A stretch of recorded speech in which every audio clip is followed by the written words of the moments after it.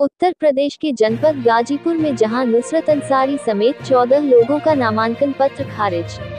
मुख्तार अंसारी की भतीजी और अफजाल अंसारी की बेटी नुसरत अंसारी का समाजवादी पार्टी से नामांकन पत्र खारिज।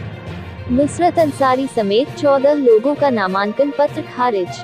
नुसरत अंसारी अब सपा से नहीं बल्कि निर्दल प्रत्याशी के तौर पर लड़ेगी चुनाव।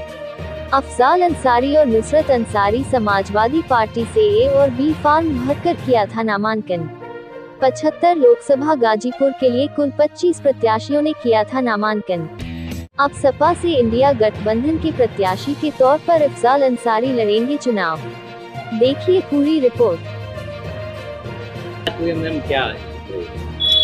आज सभी नॉमिनेशन फॉर्म्स की जांच हुई है और स्क्रूटनी के बाद, समीक्षा के बाद, जांच के बाद हमारे टोटल कैंडिडेट्स जिन्होंने नामांकन दाखिल किया था वो 25 की संख्या थी।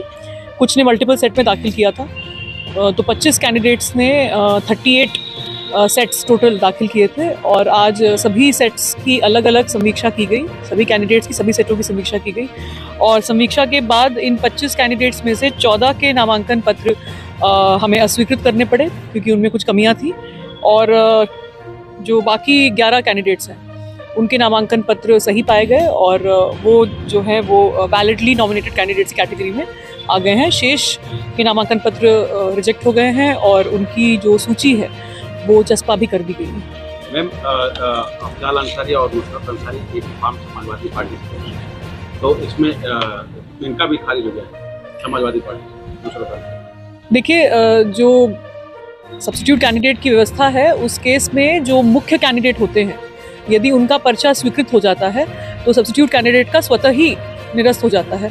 तो इस स्थिति में भी चूंकि समाजवादी पार्टी के मुख्य कैंडिडेट जो थे अफजाल अंसारी, उनका पर्चा स्वीकृत हुआ तो जो सब्स्टिट्यूट कैंडिडेट हैं उनका पर्चा स्वतः ही रिजेक्ट माना जाता है और ये हमने उनको अवगत करा दिया और उनको उनके साइन भी करा दिए नुसरत अंसारी जी के। और इस प्रकार से जो समाजवादी पार्टी के वैलिडली नॉमिनेटेड कैंडिडेट हैं वो अफजाल अंसारी हैं।